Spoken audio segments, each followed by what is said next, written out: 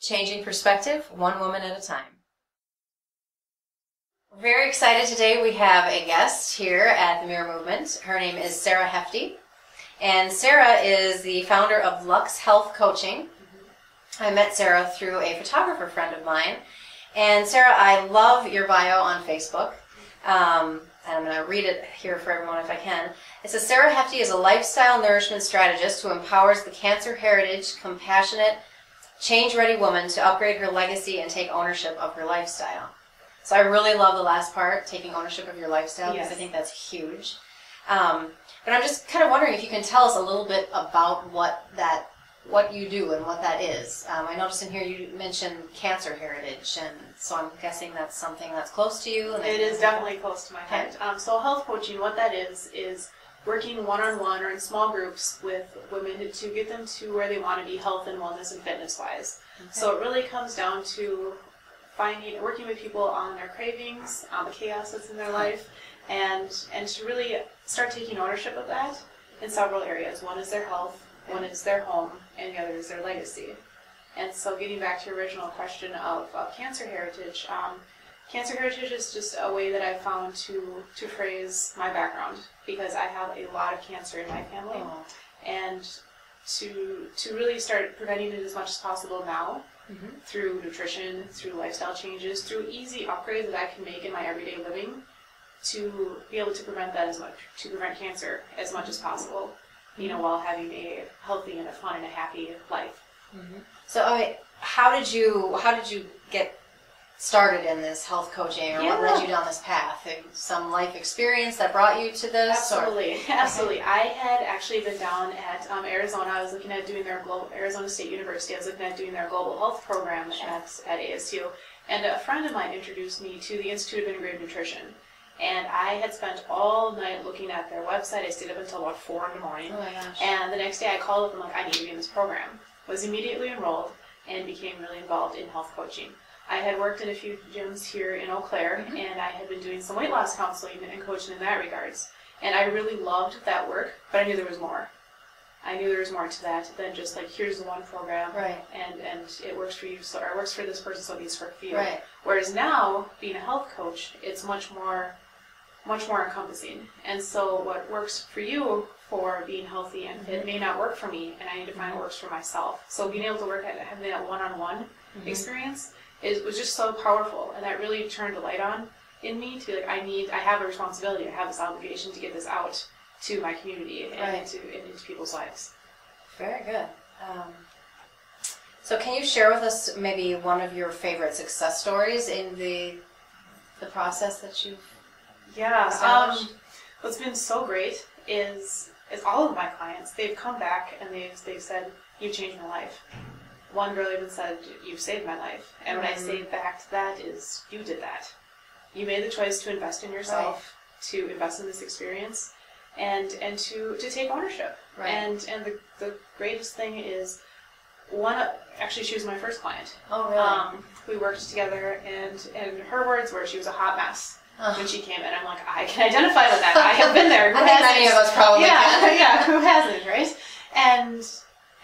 But the thing of it is that she didn't realize that we all have that experience. Right. One way, shape, or form. At one point, we have all been a hot mess, and we have just felt overwhelmed and chaotic. And to be able to pull through that in a healthy way by adding in new tips and tricks into your toolkit was just really, really powerful for her.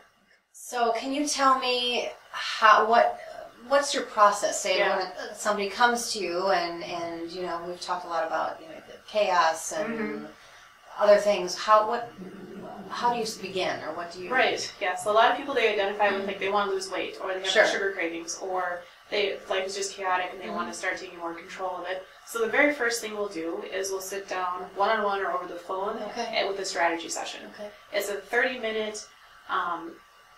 It's a big conversation in 30 minutes. Sure. It goes deep, it goes quick, and it really gets to the root of where can we go next. Right. Is it working together? Is it working? Do I refer out? Would somebody else be a little bit more appropriate to what they're going through? And what is their next step in this journey? Right. And that's that's the initial piece of it. If we continue on working together, there's 3 different options. Okay. And so, it's kind of like beginning, or not beginning, middle, end, but, a 20-day program, a 3-month program, Sure. or a 6-month program, and whatever makes the most sense for them. And we really define what they want. Like, what is it that you want for yourself? Like, everybody knows what they need to do to be healthy. Yes. Everybody knows. Yes. Everybody knows. So we're that easy, everybody to be healthy, right? Right, exactly. But we have a hard time holding ourselves accountable. Very true. And staying focused on what is it going to take every day, every week, every month to get me to the place where I want to be. And so that's the process. That's the plan. And it's the goals of the client that lead the program. And that's why it's very customized to their needs. And that's what's so amazing about it, is that it's so much different than going to, like, say, a nutritionist or a therapist. Where a nutritionist, they will often recommend like a meal plan. Right. And it's a great meal plan. Right. And that works for a lot of people. Whereas this is more like, we play around with different foods and we find what works for that individual. So you do help them with nutrition as well. Yeah, help them with nutrition as well, because that's a huge part of what feeds you. Absolutely. And so, I look at it from a bio-individuality, where, so maybe somebody has a severe gluten sensitivity or allergy, and maybe somebody else doesn't. And so what works for one may not work for everybody else. And it's figuring that piece of it out so that their nutrition is very much nourishing their body, so that they can go out and do everything else that they want to do. So that food isn't an obsession. It's not something that you dwell on all day long. Right. It just becomes part of your everyday life. Right.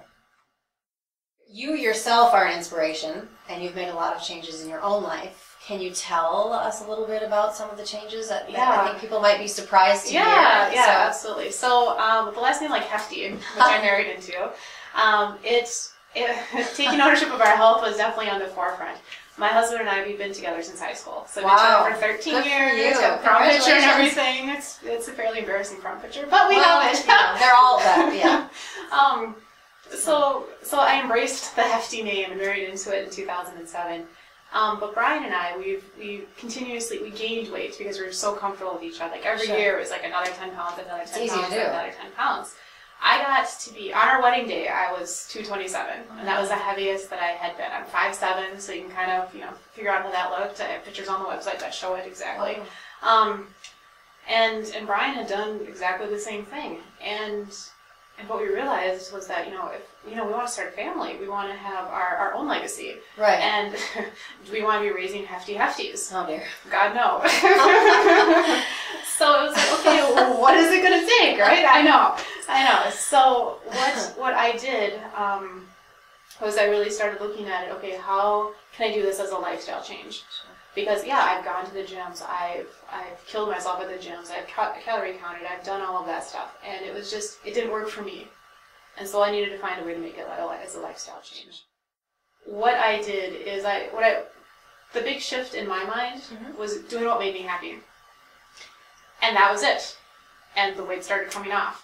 And I was shocked by that, because I was like, doing what made me happy. That's a mouthful. That's something I'm right now learning to do, and it's not that easy. It's not. It's easier said than done, but it's so important. It's not. It is very important, because ever since I was a little girl, it was like, okay, to please Dad, I would work really hard on the farm. To please Mom, I would get really good grades and I would do well in school. And then with my sister, to gain her affection, I didn't allow myself to embrace.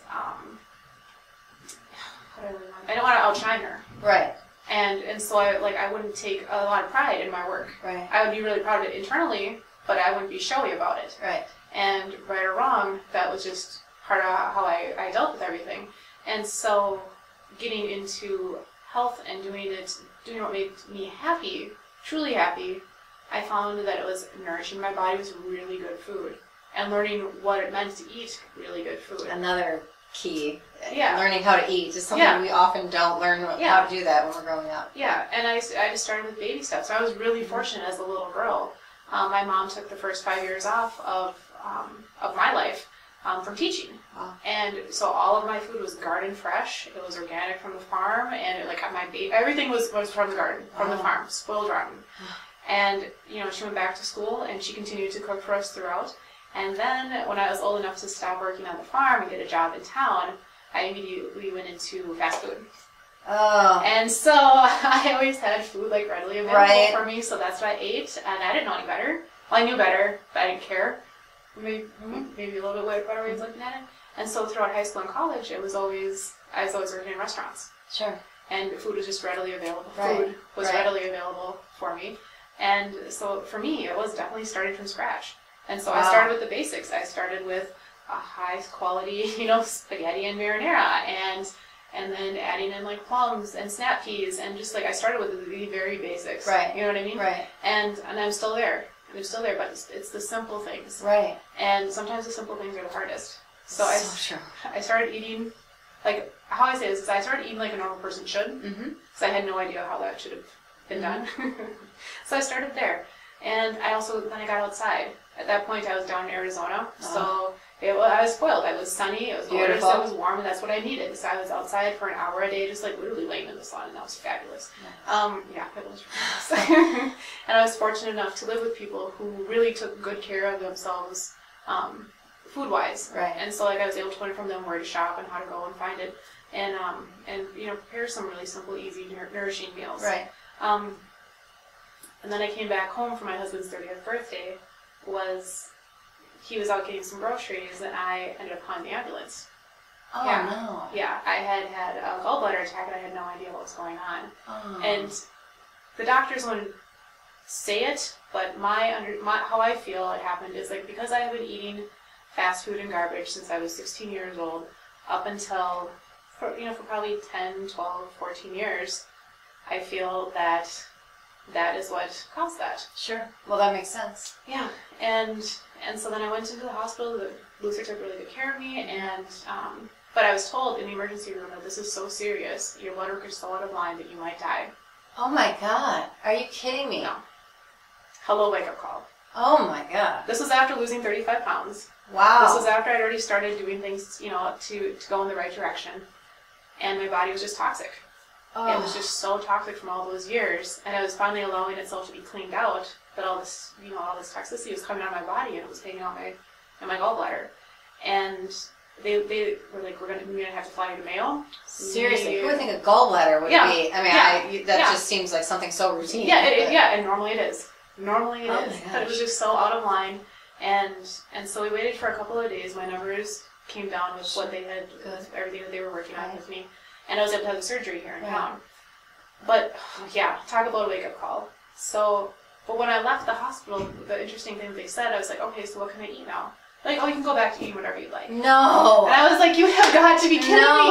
Like, it didn't make any sense, and I don't know where they got that information from, what was happening, but I'm just like, that can't, like, everything I was learning in school, I'm like, no. I've heard about other people being told that, but I was like, oh, really? I went back to eating what I wanted, which was healthy, nourishing food. Okay. And so for me, it's about like a 90-10 split. So 90% of the time, I eat really nourishing foods. I really go after that.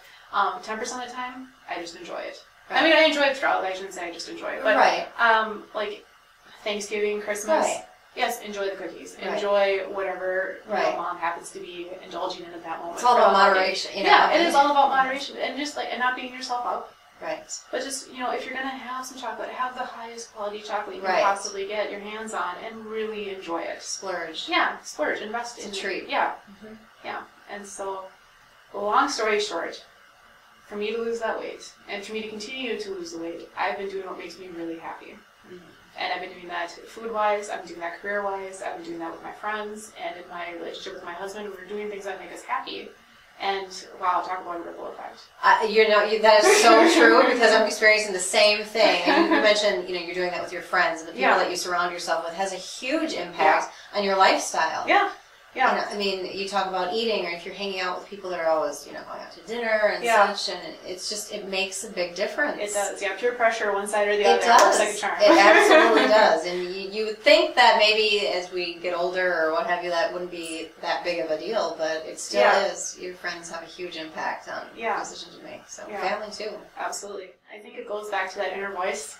Sure. And I think we all know when we say we're going to do something, and then we also know if we're going to follow up on that or not. Right.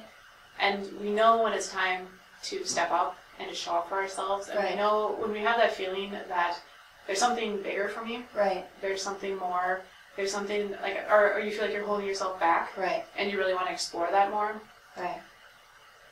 that's the time to really question it and ask why, and then that would be the point to, you know, check out the strategy session. Right. It's a complimentary thing, you know, Right. and like I said, we go deep really quickly, but it really allows a person to like be vulnerable, to peel back the layers, and to really step up. So whether it's, you know, they just want to get their food in line, Mm-hmm.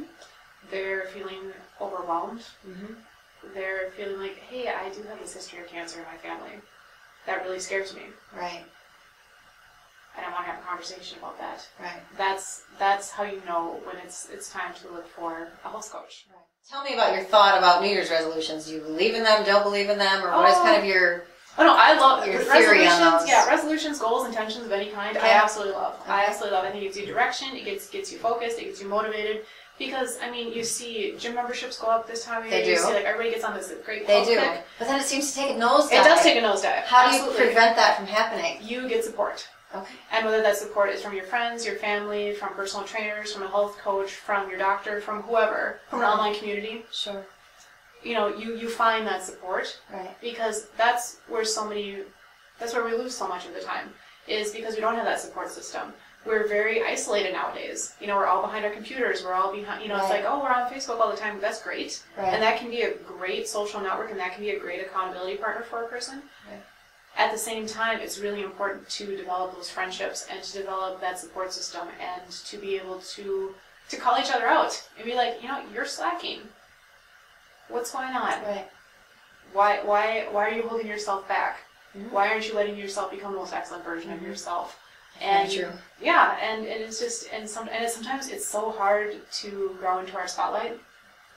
And Well, we get in our own way. We do. It's sometimes we're just comfortable being miserable. We're Right. comfortable That's so playing true. small, and we'll do something to almost sabotage ourselves. Yeah. So we can beat up on ourselves and Yeah. feel guilty about it and be like, oh, I guess I'll start on Sunday or I'll start on Monday. This week's ruined. right. No, it's not ruined. You're human. You make mistakes. And it's not even a mistake. It's just you know, it happened, and that's Right. okay. And how you react to it is so much more important than what actually happened. Right.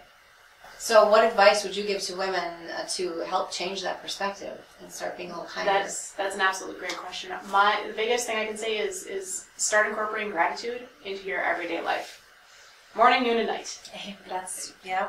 It's a game changer. It is. It is an absolute game changer, because from the time we're young, we are taught or we are modeled how to just like pick everything apart. Yes. And be super critical of ourselves, of each other, of what a group is doing or not Right. doing, and so to flip that on its head and to be grateful. For example, like every morning when I wake up, I say thank you, and it's just become a habit. I never used to do that.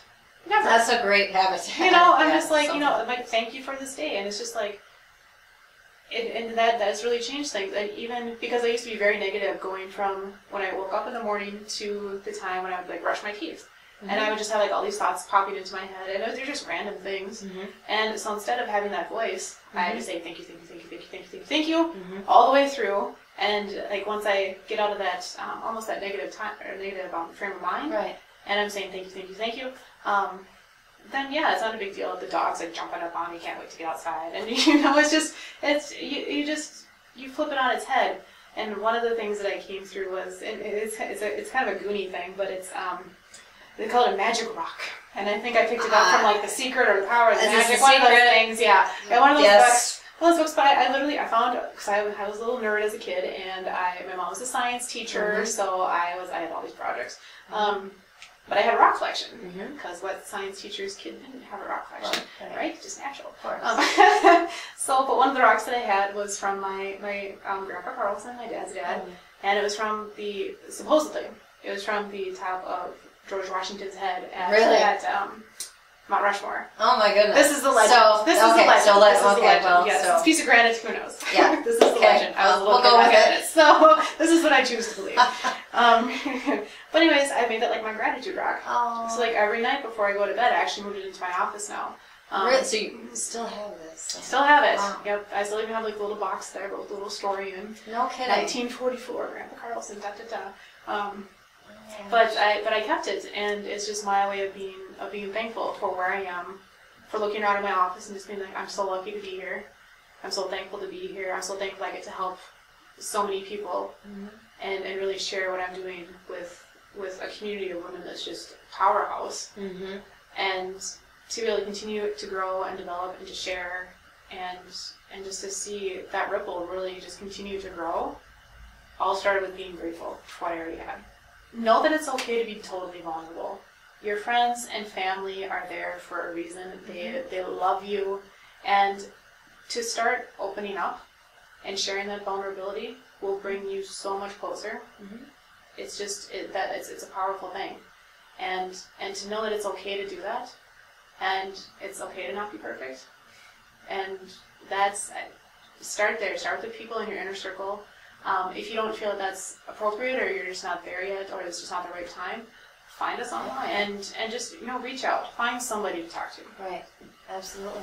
So thank you very much for joining us You're today. welcome. It's been fun. I'm glad to have you here. I appreciate you giving up your time to do this. My pleasure. The Mirror Movement, changing perspective one woman at a time.